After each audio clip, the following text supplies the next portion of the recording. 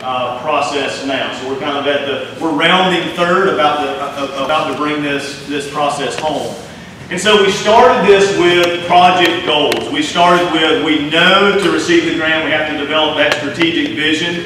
We know that we needed to identify priority areas. As I mentioned in that first meeting, I would love to tell you that all of Lakeview is included in this plan and you can implement it all in 6 months, but that would be a lie. So we needed to prioritize where that investment would be. We needed to strengthen the connection to the mill pond. We needed to prioritize connectivity and community. Those are two things that you're going to hear a lot tonight, especially in the brand statement, is how strong your community is.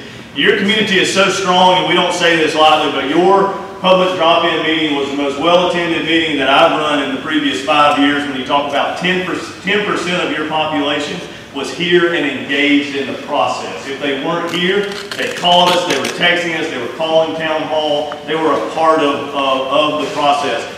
This is not my town. I don't live here. I live in a town of 900 people, but this needed to be your plan. This is not the Blake Sanders vision. This was your vision. And if you remember, we asked you a lot of questions about, what makes Lakeview home, or what is it known for? And you told us things like football and the history, the rec department, the mill pond. We asked you questions about, what do you wish the town had? I wish we had our bank back. I wish that we had a campground. I wish we had a coffee shop or an ice cream shop. I wish we just had buildings cleaned up. When we talked about what the next 9 years or 10 years could look like, we talked about you all thriving because of growth. We talked about downtown being this vibrant community of a place that you wanted to go and hang out and walk. We talked about after-school programs and the history of the town. And then we talked about, in that same time frame, what are you the heart of? You're the heart of home. Family. You're the heart of Dillon County. You're the home of water access, the simple life, the home of outdoor recreation.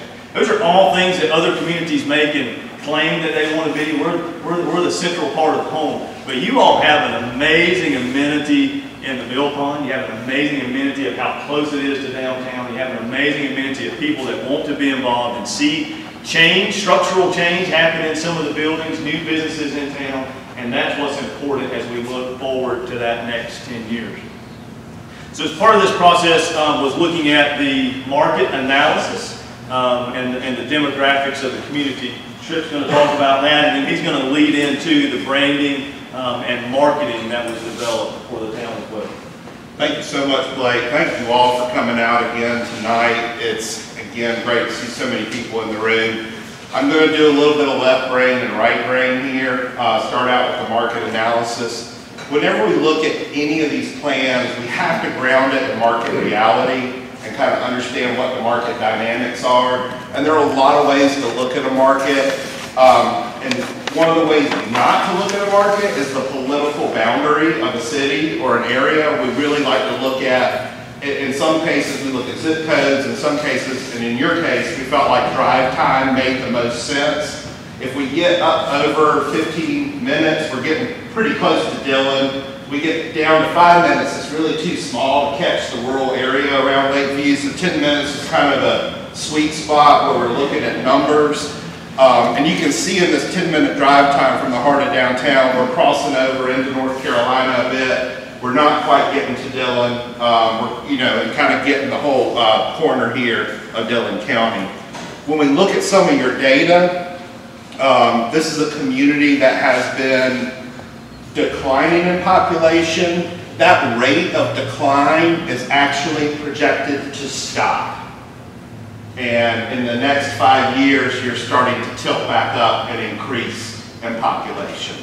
There are a lot of factors that are impacting this right now. Those of you who live here know best what you understand is going on. We see people coming in from away that are looking for property.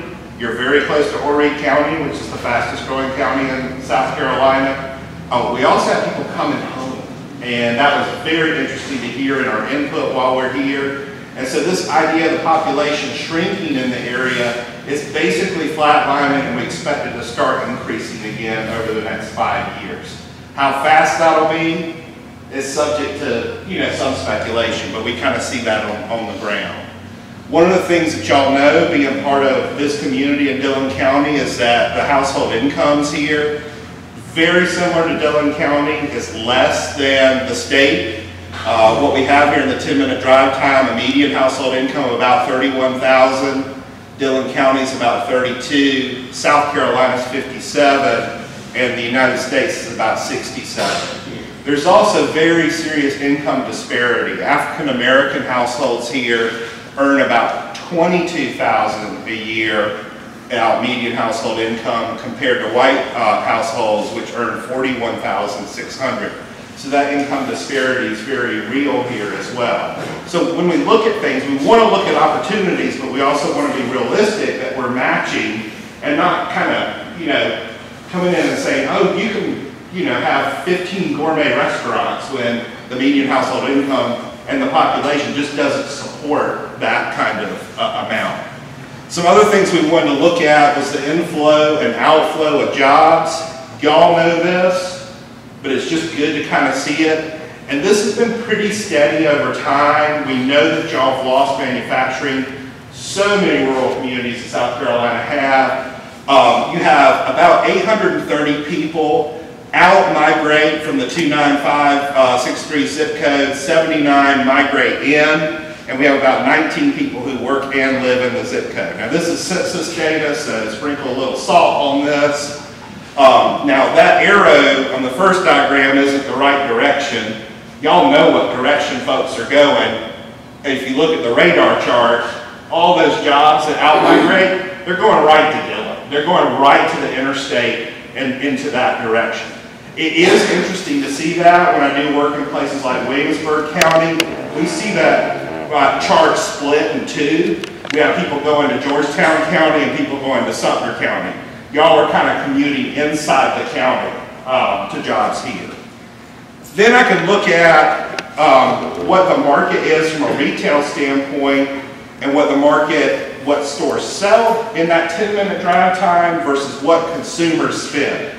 And that's kind of the magic formula to figure out whether the things that you want here are things that are sustainable here from a market standpoint. So if that 10-minute geography, if people are buying more than stores are selling, then you're leaking dollars. If stores are selling more than people are buying, you're gaining dollars. Great example, if I do a 10-minute study and I drop a pin in the middle of Myrtle Beach, it's going to be a huge gain market because there are not enough humans that live there to sustain the retail there. In most rural communities, we're going to see market leakage. It's a conservative estimate when I talk about this disparity. It's based on very low capture rates. Do I think y'all are going to suddenly, if you get these kind of things, do all your shopping here and just stop going to Dillon or stop going to Myrtle Beach or stop going? That's just not realistic. So we've got to look at a low capture rate, and it doesn't account for that population growth that we're going to see happen, and it doesn't account for visitors either, which is a huge opportunity we're seeing in rural communities across the United States and across South Carolina. So here's some things that you all kind of know and some things that will verify what you think. As far as grocery stores and general merchandise, read Dollar General or Family Dollar, y'all are saturated. It's kind of done deal. There's not going to be a food lion coming. It's pretty much a saturated market. That's probably good to know that there's not going to be 3 more Dollar Generals popping up. It's pretty much a saturated market at this point. By far, what we heard from you, what we heard people wanting was restaurants. The biggest opportunity is restaurants. $3.5 million in leakage in restaurants. Just to give you an idea, $3.5 million is equal to about 3 full-service fast food restaurants, popular ones. As far as independent restaurants, that's about 6. And so if I look at, so this got me curious. I'm like, okay, in a 10-minute drive time, they're leaking $3.5 million. Well, maybe it's all getting made up for in Dillon County. Maybe if I just look at the county writ large, you're making up. Well, lo and behold, when I pulled the number down, for the county, it's leaking $2.4 million as a total. We pull full service dining down, and again, y'all know this. If y'all are going to do a sit and full service, doesn't mean white tablecloth and candles. It just means you sit down and someone asks for your order. It's 8.4 million in the county leakage. And so that opportunity for dining is very real. And it's a very elastic market. People will travel to go to a sit-down restaurant. And we have great examples across the state in rural communities of this happening. I'm estimating, based on this, immediate demand for 2 full-service restaurants right away in this market. Now, I will say, and this is my market analyst disclaimer, is just because there's a market for a restaurant does not automatically mean a restaurant will be successful, because just because there's a market doesn't mean the food's going to be good, the management's going to be good, the tables are going to be set right, or the location's going to be good. So I got one reason why it will work, there are about a dozen reasons why it might not, but there's definitely a market here.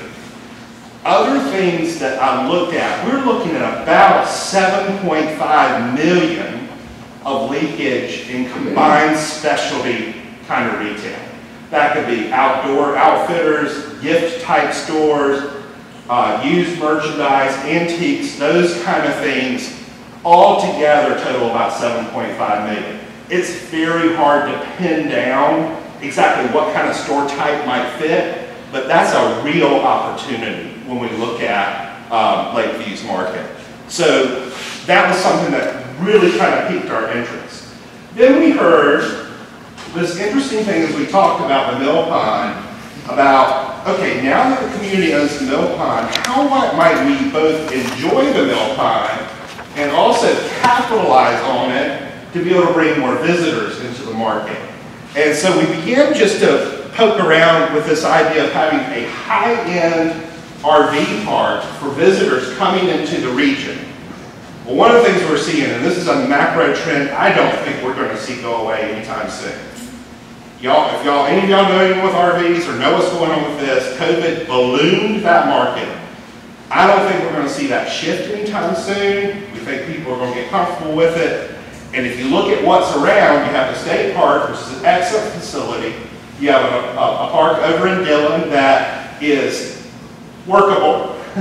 But this could be a very nice facility. And if we just did some of those numbers, if we look at Little PD, if we look at this, I just ran some numbers on if you had a 35 space one, you charge $25 a night. We're looking at $239,000 per year revenue on that park alone, 10% profit margin. We're looking at about $24,000 in just income to the locality if it were to contract out with an operator, and then the accommodation tax on top of that would be about $5,000. So again, just as we start teasing out ideas, one of the things we like to do is, okay, if this is an opportunity, let's look at how this works to sustain income for the community or for a private vendor that would pay back to the community to have people come and visit.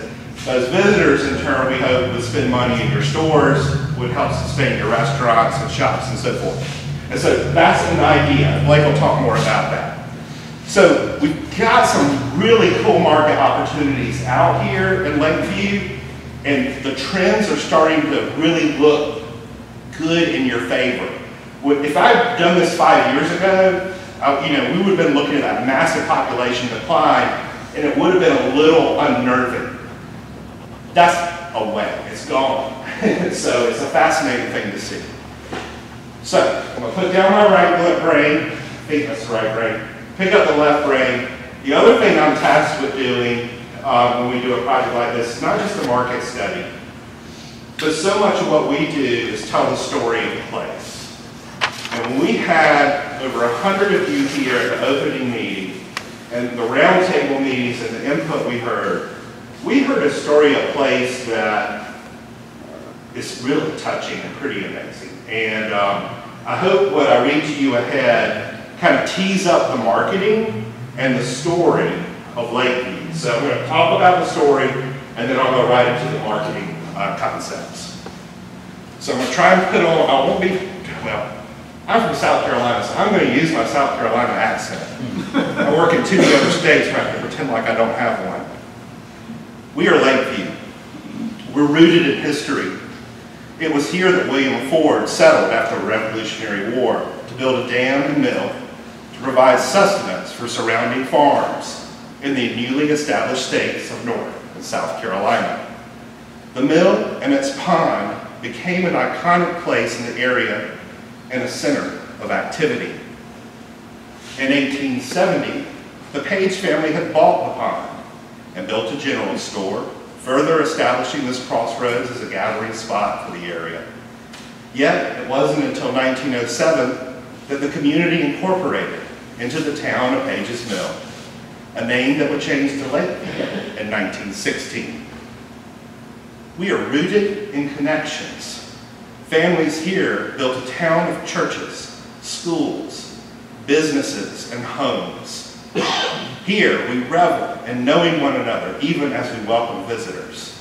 By the middle of the 20th century, Lakeview was a well-known stop on number 9, as tourists began to flock to the growing resorts of the South Carolina Grand Strand. We're rooted in spirit. Lakeview is a place where Gator pride looms large. A typical Friday night in Lakeview finds the streets empty as the community gathers to cheer the Royal Blue and Gold to victory. This legacy of success in sports remains a rallying point to this very day. Our roots bind us to our home. Veterans are returning to Lakeview. Children are coming home bringing experiences from places far away. And newcomers are discovering what we already know, that Lakeview is close to all the amenities anyone could want, yet far from the ordinary small town. Today, Lakeview is returning to its roots. Page's Mill Pond, the place for which the town is named, is now part of the town itself. The ancient cypress trees and their roots rise up from the inky black waters of the lake, just as we rise to the opportunities to create a better place for us all. We are Lakeview, South Carolina, deeply rooted, rising together. And with that, we have a logo that we've developed for Lakeview. Lakeview, South Carolina, deeply rooted, rising. We hope that what you hear is the voice of what you feel about this place and the history of this place. The image that we took here is basically the image of the pond itself, and recreating the cypress trees and the views that you see here. And whenever we do these kind of things, we test them to make sure they look good in all the different formats.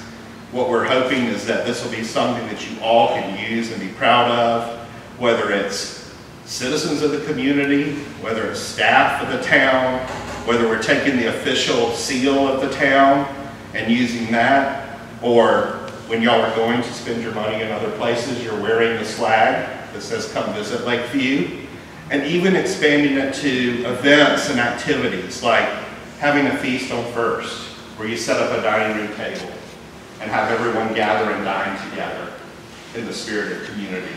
Whether you're doing trick or treat, like you did when we were here before. We even think ahead to things like future activities and events, or future amenities, like having a walking trail near the pond, or even having those promotional pieces to get out to folks who would visit the community. And having this come into the community, you have great banners continuing these. You know, whether you're rooted in the outdoors, rooted in history, rooted in family, or rooted in service. And of course, one of the things we always like to do is make sure that we help curate the visitor experience in the place, so that when people come to town, they know how to get from one part to the other, how to get from the school to downtown, how to get from the pond into the area. And then of course, we can't resist, since you're so close to Interstate 95, of showing where you really are, Lakeview, South Carolina, south of the border. And so on that note, I'm going to kick it back over to Blake to talk about the physical plans. And we were going to eliminate the slide, and we were told not to. So we're showing it anyway. So Blake, you gotta make people smile in the middle. I mean, you literally brought tears to their eyes telling the story. So you gotta end on something So we're going to dive into the physical improvements. These physical improvements may occur in the public right-of-way. You may see a photo of a building that you remember what it was when it was a child, or what it is, and we have it shown as something different. Those are things that are concepts. These are not things that will be built identically to what we show. This is just an idea of what could come, and we'll talk a little bit about funding as well. One of the first things I like to do when we start talking about connectivity is show you your city. It's to show you a typical Walmart. We've all on Black Friday, we're all getting ready to do it next week, park in the very last parking place and walk all the way to the electronics section to buy the television on the Dillon Walmart. That's the Dillon Walmart? That's the Dillon Walmart. We've all done that, and we don't think twice about it. But I want to take that, and I want to outline that parking lot, and I want to overlay it over your downtown so that you can see that your entire downtown is a walkable downtown. It's okay to park in front of Town Hall and walk back to the Dollar General or the Family Dollar. It's really not that far away. This just puts it in perspective when I start to talk about the 5-minute walk from the center of town or the 10-minute walk. You can start to connect a lot of people to downtown. You can start to connect the schools to downtown. It is very easy to connect those 35 campsites, those 100+ people that could walk to downtown to eat or spend their money from the RV park. It's also interesting when we zoom out at the city as a whole, again without boundaries, because none of us see those political boundaries on the ground. When we start to look at what the Gator Walk Greenway or the Gator Walk Trail would look like when we start to talk about a loop around the pond, when we start to talk about bicycle lanes or sidewalk expansions that maybe don't currently exist but we know they need to. And when we talk about ADA accessibility or connecting some of those sidewalk gaps together, we're not only talking about someone in perhaps a wheelchair. I like to use the term 8 to 80, and so this is no longer true. My daughter is 9, but my 8-year-old daughter and my 80-year-old grandmother, if they can both use the sidewalk and the facilities, then you've captured everyone in between. It's my nephew in the stroller that we're pushing. It's my grandmother with her cane. And so this greenway system may be a combination of asphalt paths or concrete paths that maybe go around the lake or the pond. It may be boardwalks over some of those wet areas. It may be sidewalks. It may be taking some of the residential streets and just adding some striping so that people know, hey, it's okay to walk here. That's how we're going to connect, say, the park back over to downtown. It's important to think about connectivity. And we could have spent our time kind of detailing out where you had sidewalk gaps at and where the ADA ramps didn't exist. But just know that there is a ton of funding for connectivity right now, specifically with the Recreational Trails program that the state has to offer with DOT, with CDBG, the American Rescue Plan Act all has funding for infrastructure. Walking is a type of transportation, so the new infrastructure bill has funding in that for connectivity. The county has funding. There's a lot of funding opportunities for connectivity. It's going to be about you all as a community and the elected officials prioritizing where that connectivity starts to take place. The other thing we wanted to do before we kind of dove into downtown and talked about that walkability was to understand areas of the city that did need assistance, whether it was a park or whether it was a component of recreation. So thinking about Hilltop Park, going over there and seeing just the lack of ADA access, knowing that that court could be a full-size court, knowing the need for a playground structure and perhaps a restroom. So wanted to do just a really quick plan to show that a full court basketball would work, that a new 20 by 40 picnic shelter and a restroom would fit there, that an ADA accessible playground for 3 to 5-year-olds and 5 to 12-year-olds could fit there, and that there could be ample parking around all of those streets. It was just a plan that we wanted to do. We felt led as design team members to start looking at one specific part that needed some improvements. And again, to tell you that there's funding out there, not only for this park, but for all the other parks in the town. Again, whether it's ARPA funding, Parks and Recreation Development, that money is given out by the legislative delegation, whether it's football players that are from here, any of those opportunities are all people that you should ask for those improvements. And now you have, albeit a quick sketch of a park plan, Now you have a plan that you can take to that delegation, that you can take to those funders and say, hey, we know this playground costs $75,000, but we know also part that you have $75,000, so we'd love to see this improvement take place.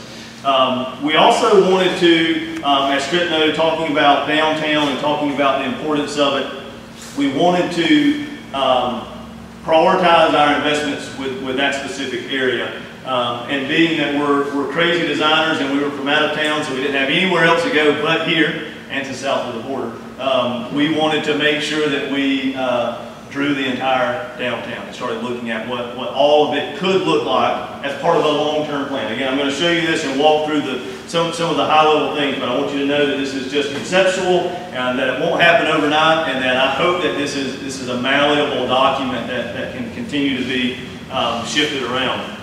And so I just want to talk kind of high level, coming down Richard Temple Boulevard, which would be from bottom left to top right. It is directly in line with the yellow of the Dollar General sign. But there's some very unique opportunities for streetscape through there. You're one of the only small towns left that has angled parking, so keep that. There's an opportunity for street trees through there. As you get into, I wish I had my pointer with me. As you get into the core of the city, there's some opportunity for there to be an honor park or a veterans park or the welcome to downtown signage. Community Street right here is a very unique opportunity to close that street and have one large green space that's connected to this community building, and I'll show you a photo simulation of that, of just what outdoor green space could look like. Think of all the great places you went and spent time outdoors. A green space inside of the downtown of the city is incredibly successful, and businesses thrive around that. Well, we'll talk a bit about and show photos of what simple things like string lights would look like in between buildings, perhaps on First Street, or what that Feast on First would look like. You'll also see that there are when you look at this online and you can zoom into it, there's patio spaces next to buildings. The alleys are very important. Rear access to buildings is important. That gives another opportunity for someone to enter and spend some money. And so if I were to just start to look at this from a perspective of on the ground, I see a sidewalk that might need edging, or I see a road that needs paving. I see a landscape that, while it's beautiful and manicured, it's not formal. It doesn't say welcome to downtown. And so when I talk about streetscape improvements, I'm talking about the sidewalk being pressure washed. I'm talking about repaving. That street being wide enough for there to be a bicycle lane, to talk about connectivity to Main Street and the park. Talking about having an alley of canopy trees down the center of the street, or ornamental grasses that maybe don't need mowing as much, so we can talk about decreasing maintenance. Again, these are all things that are funded locally, statewide, and federally, that can just start to improve the aesthetics. All things that occur inside of the public right-of-way.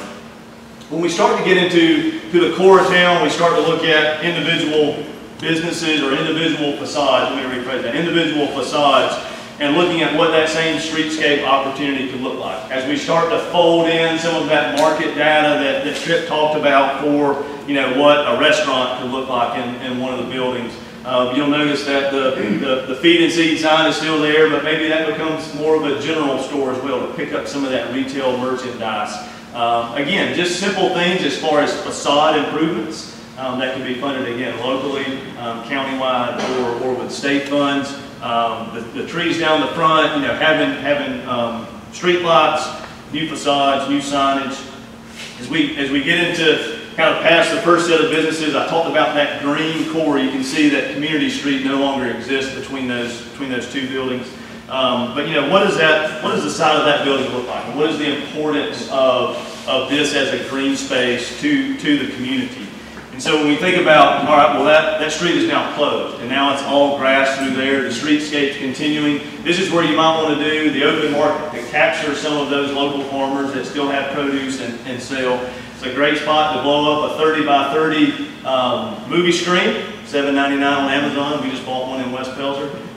Free movies. It's great to have a mural on the side of the building that starts to tie the brand back together, or with the outdoor recreation. And again, it's connected to the community building. So you think about an event happening here, spilling out into that larger green space.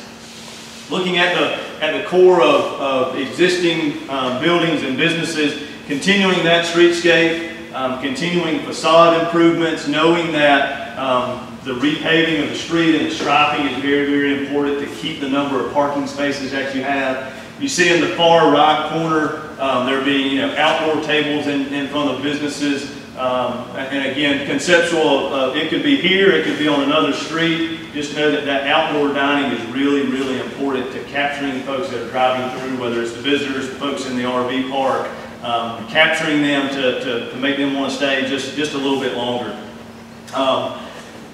Looking at sidewalk variation in color, something simple, or awnings needing to be improved, or busted asphalt, pressure washing, using funds from CDBG or DOT to improve the sidewalks, because again, 8 to 80, I don't want my grandmother tripping over that, I don't want my 8-year-old stubbing her toe either.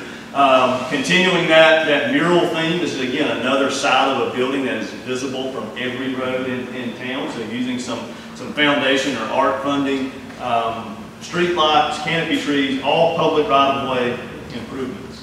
When I mentioned the alley, the alley or the rear entrances to the building, knowing that in a lot of communities that are thriving retail, restaurant-wise, they're using these as green spaces. This is again private property, but knowing that this is just another area to have some outdoor games, to have a business that maybe operates in the front but has some recreation in the back and it starts to flow through. So whether that's giant Jenga or cornhole or tables or it's just a place to gather, again, another opportunity for people to engage the building and the space.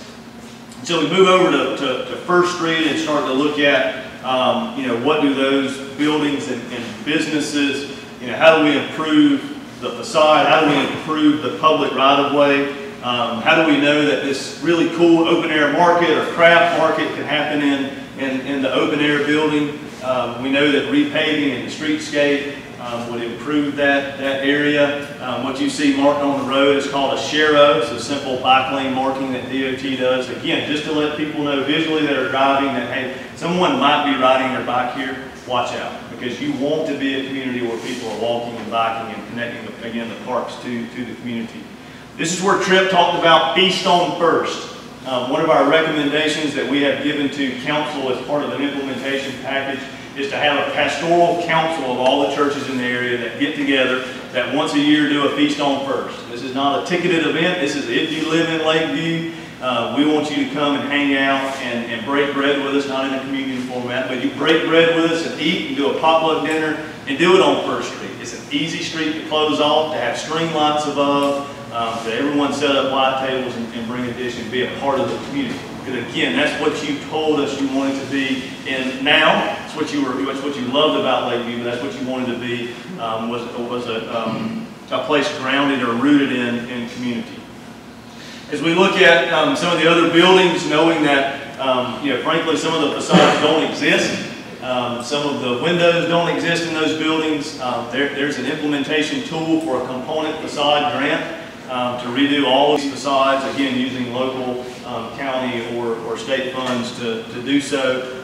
But knowing that there should be some continuity in what those facades look like. I love Rainbow Road, just like the rest of you do in Charleston, but I do not think you should paint your buildings different colors through there. I think maybe the awning should be the same. Perhaps your sign palette should be the same so that the signs are similar, or at least similar in size.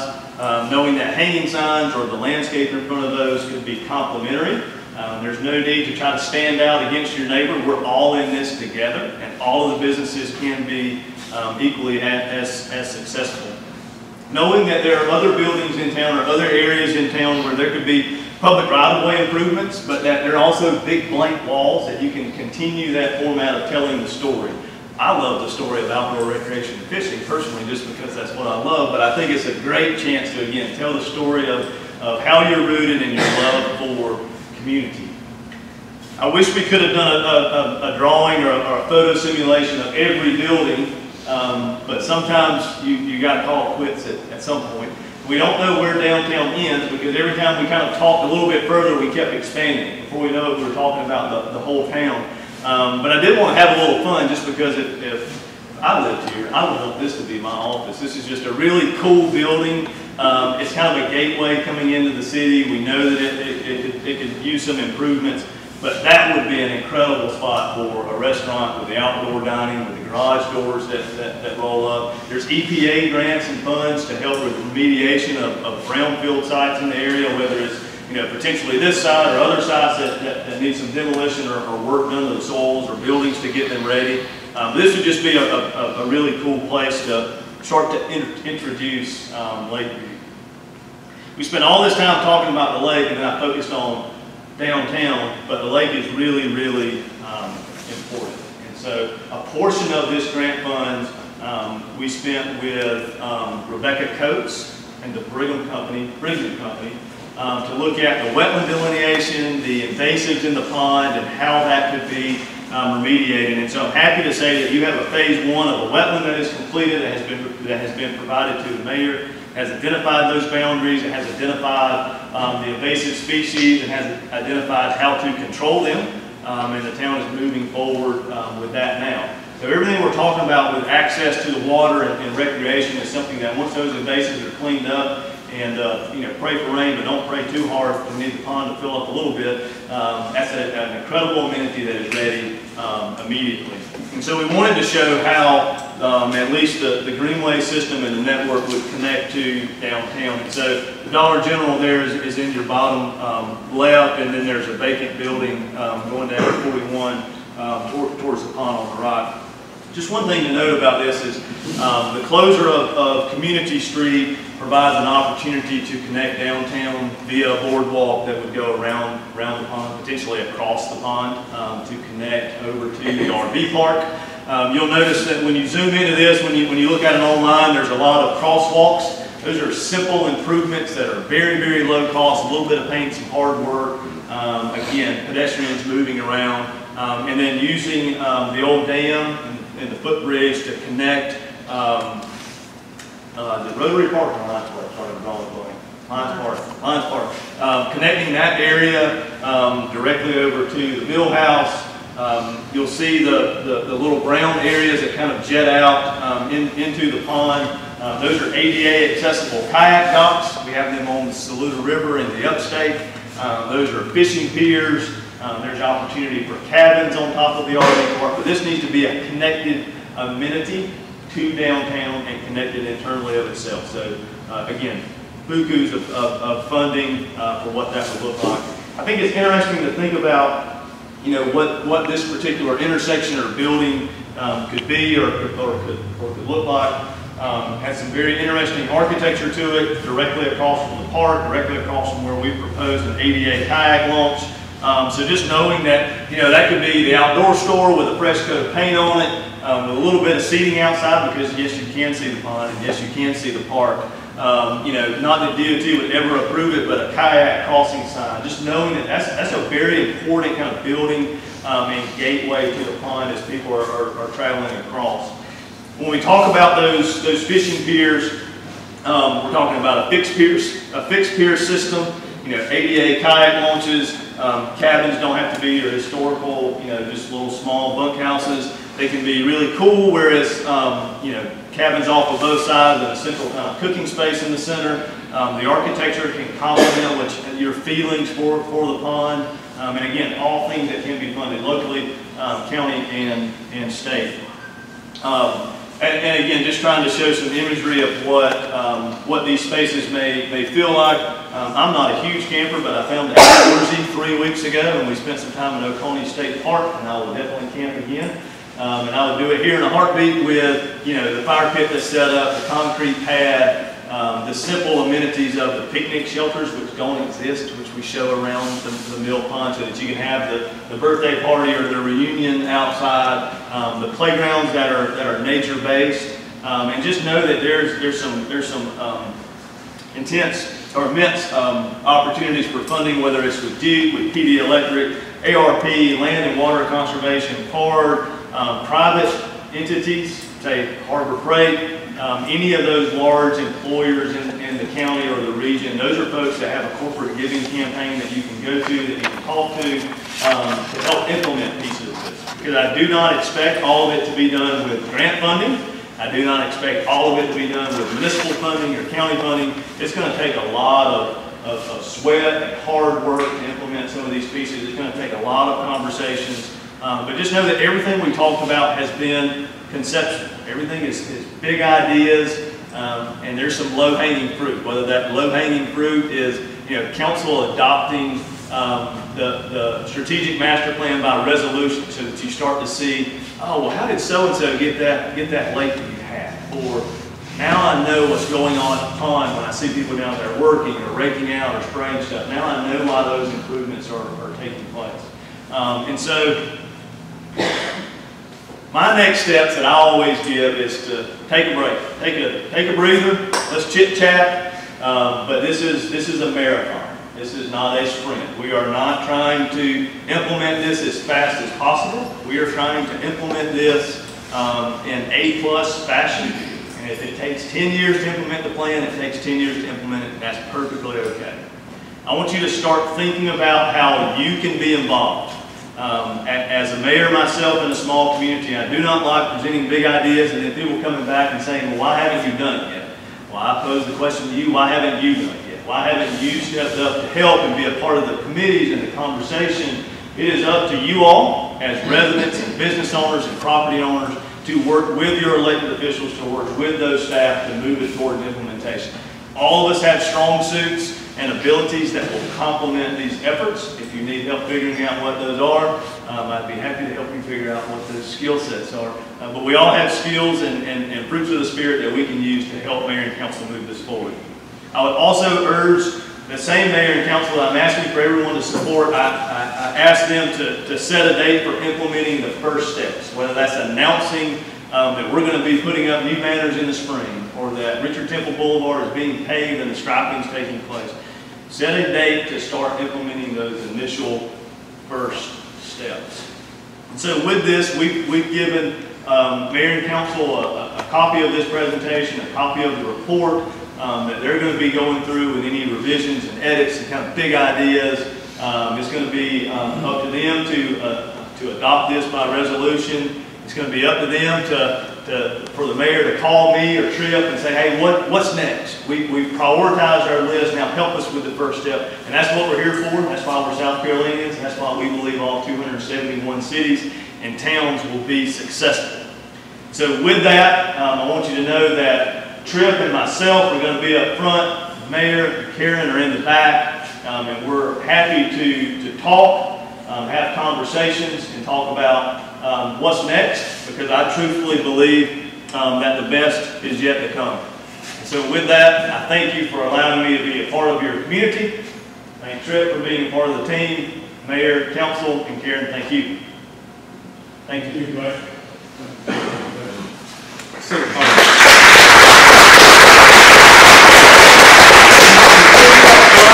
answer any questions you all may have, please come up and buttonhole us and ask us any questions you have.